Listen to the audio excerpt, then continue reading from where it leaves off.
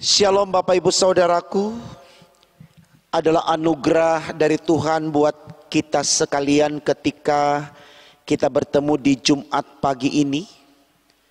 Mari kita mensyukuri kembali kebaikan Tuhan ini dengan bersedia menerima firman-Nya. Mari kita awali dengan doa. Kita berdoa saudaraku. Tuhan Yesus, terima kasih untuk kesetiaan-Mu kepada kami. Kami benar-benar bersyukur karena oleh-Mu kami selalu dapat melewati hari hidup kami. Dan saat ini kami ada di pagi yang baru dengan keyakinan iman yang sama. Tuhan akan menyertai kami di sepanjang hari ini. Dan kami akan tetap ada di hari esok dan seterusnya dalam berkat-berkat Tuhan. Mengawali semua aktivitas kami akan mendengarkan firman-Mu. Berkenan Tuhan urapi kami, agar firman di pagi ini menuntun kami melangkah dalam kesetiaan bagi-Mu, demi untuk kemuliaan nama Tuhan. Untuk apa yang kami minta ini Tuhan, berfirman-Lah, karena kami sedia mendengarkannya. Amin. Saudaraku, bacaan Alkitab kita di Jumat pagi ini terambil dari kitab 1 Petrus pasal 5 ayat 1 sampai 5. Demikian firman Tuhan. Gembalakanlah kawanan domba Allah. Aku menasihatkan para penatua di antara kamu. Aku sebagai teman penatua dan saksi penderitaan Kristus, yang juga akan mendapat bagian dalam kemuliaan yang akan dinyatakan kelak. Gembalakanlah kawanan domba Allah yang ada padamu. Jangan dengan paksa, tetapi dengan sukarela sesuai dengan kehendak Allah. Dan jangan karena mau mencari keuntungan, tetapi dengan pengabdian diri. Janganlah kamu berbuat seolah-olah kamu mau memerintah atas mereka yang dipercayakan kepadamu, tetapi hendaklah kamu menjadi teladan bagi kawanan domba itu. Maka kamu, apabila Gembala Agung datang, kamu akan menerima mahkota kemuliaan yang tidak dapat layu. Demikian jugalah kamu, hai orang-orang muda, tunduklah kepada orang-orang yang tua. Dan kamu semua, rendahkanlah dirimu seorang terhadap yang lain. Sebab Allah menentang orang-orang yang congkak, tetapi mengasihi orang yang rendah hati.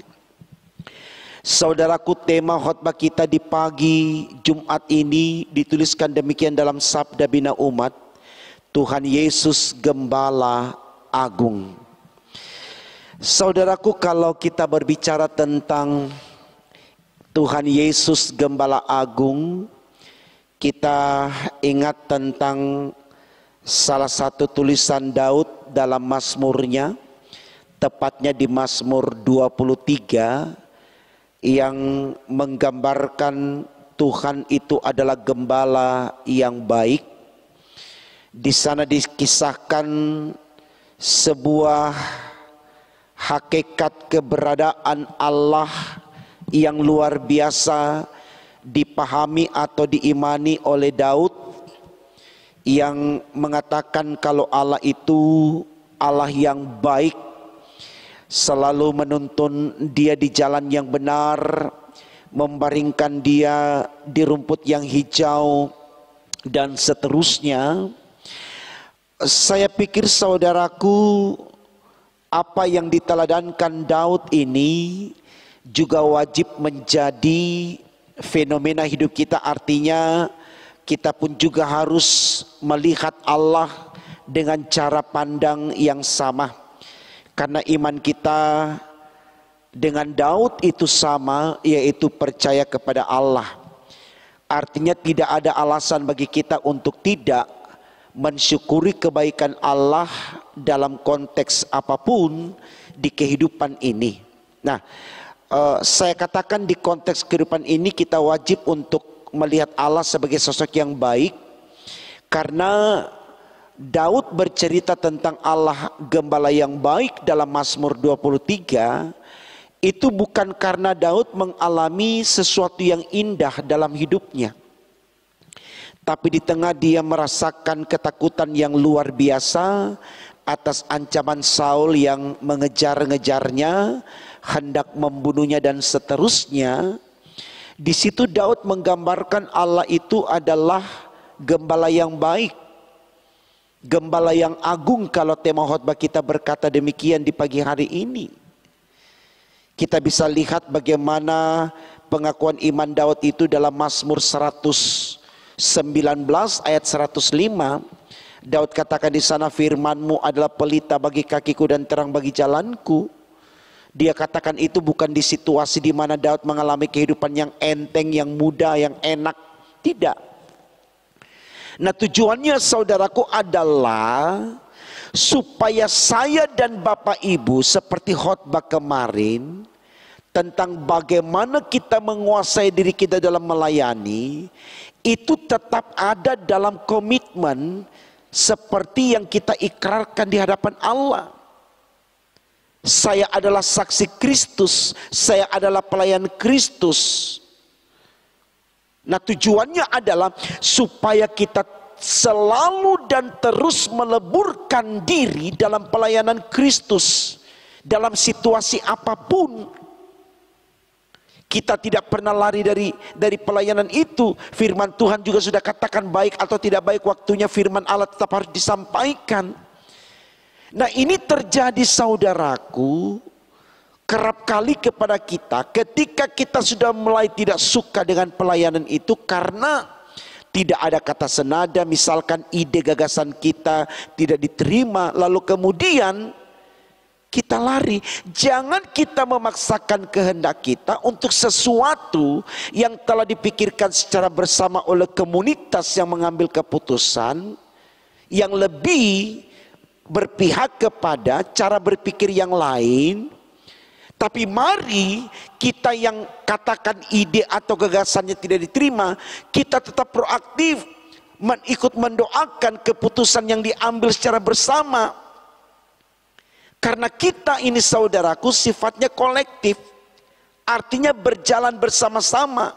Itu moto gereja kita GPIB, Presbyterial Sinodal, berjalan bersama-sama.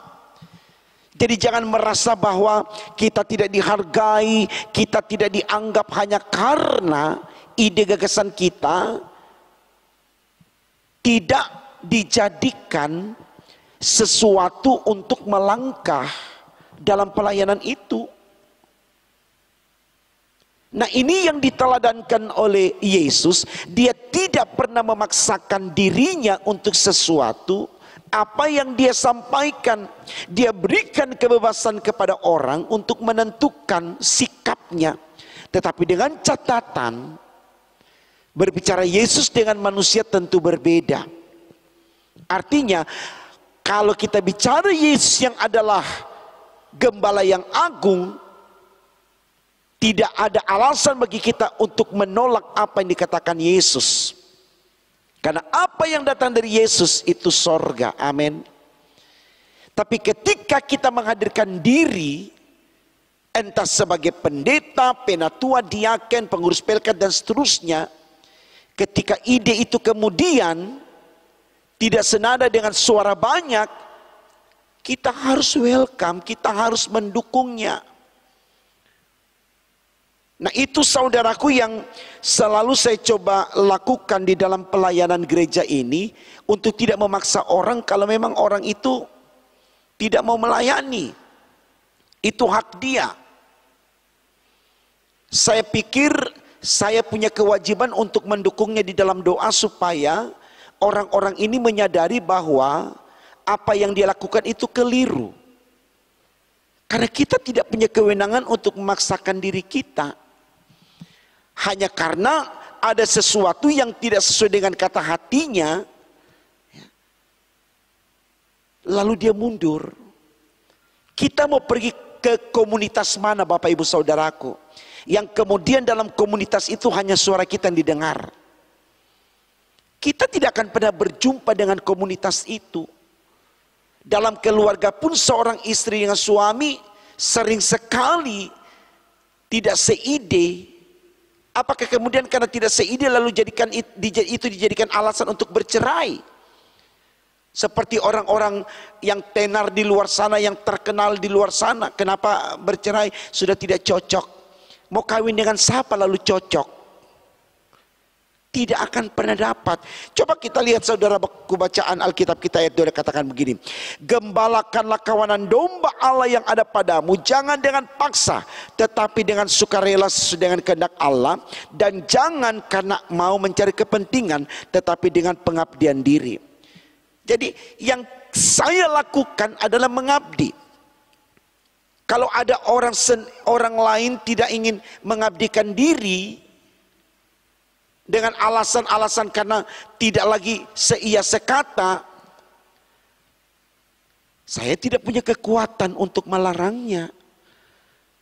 Tapi saya yakin dan percaya kemanapun sosok orang tersebut pergi, dia tidak akan pernah berjumpa bahwa kemauannya hanya yang selalu dikedepankan. Tidak. Jadi mari saudaraku, kita meleburkan diri dalam situasi apapun.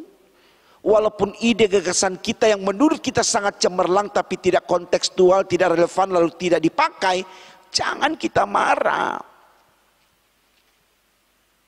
Ini penting sekali saudaraku, supaya tetap kita melihat Allah di dalam Yesus sebagai gembala agung kita. Dia yang menilai kita, bukan manusia.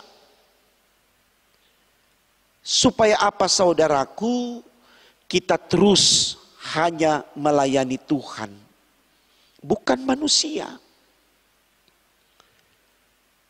Jadi ini saya pikir baik untuk kita renungkan, supaya kita tidak selalu menjadi orang yang pesimis, orang yang marah lalu lari dari hadapan Tuhan. Ya. Bahkan tidak sedikit orang bukan cuma enggan untuk melayani, bahkan untuk beribadah pun akhirnya tidak mau masuk gereja. Sampai ada yang biasa bilang tunggu pendeta itu pindah atau tunggu penatua itu turun baru saya mau masuk gereja. Ya kalau sampai pendeta itu pindah dengan penatua itu turun, dia masih hidup. Kalau tidak, berarti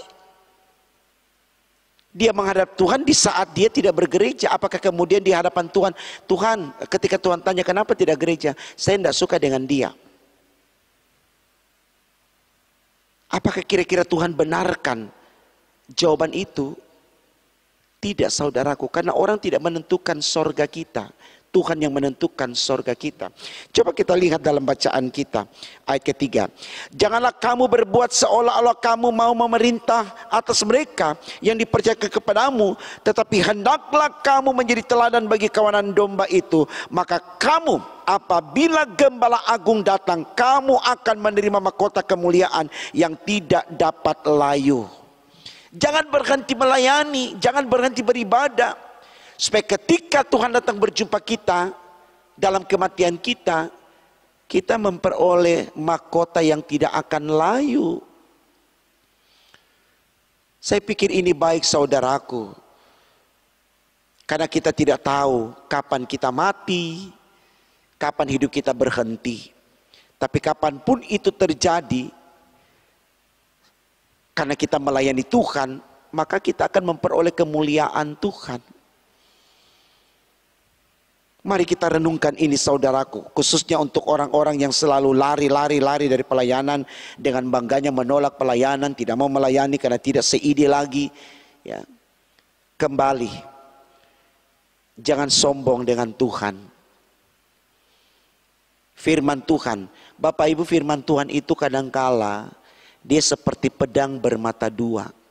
Jadi jangan mau firman itu hanya ikuti kita punya hati saja. Saya suka dengan pendeta ini karena khotbahnya selalu mendukung perbuatanku. Firman Allah itu bisa seperti api yang panas. Tapi tidak selamanya begitu, bisa juga dia seperti awan atau air yang menyejukkan. Jadi kalau firman itu mengena dengan kita, jangan kita bilang saya nggak suka dengan firman ini. Dia menyinggung saya, tidak Bapak Ibu. Itulah firman yang selalu menggugah kita untuk mengerti siapa kita dalam hidup ini. Kalau kemudian mengingatkan kita, menyadarkan kita, mari kita bersyukur, terima kasih Tuhan.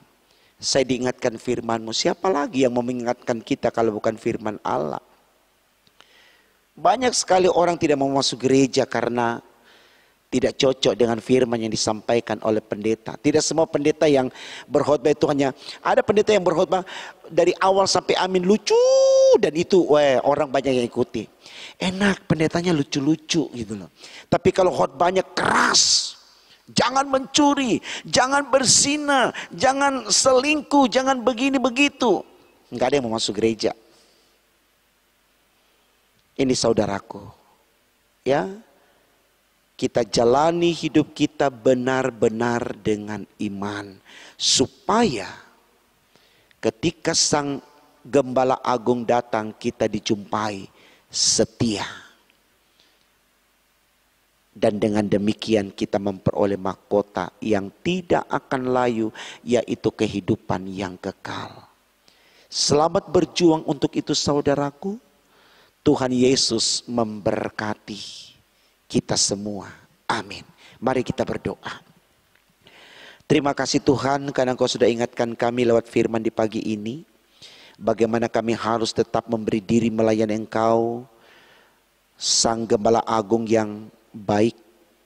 Di situasi tidak menyenangkan sekalipun, kami tetap memberi diri melayani Engkau karena kami tahu upahnya adalah sorga. Semangatkan kami terus Tuhan, karena kami tahu hidup ini penuh tantangan dan pergumulan. Agar dengan semangat dari-Mu kami tidak pernah mundur untuk melayani Engkau dalam situasi apapun. Khususnya untuk hari ini Tuhan, berkati kami demi untuk kemuliaan nama-Mu. Di dalam nama Tuhan Yesus kami sudah berdoa dan mengucap syukur kepada Bapa di sorga. Haleluya. Amin.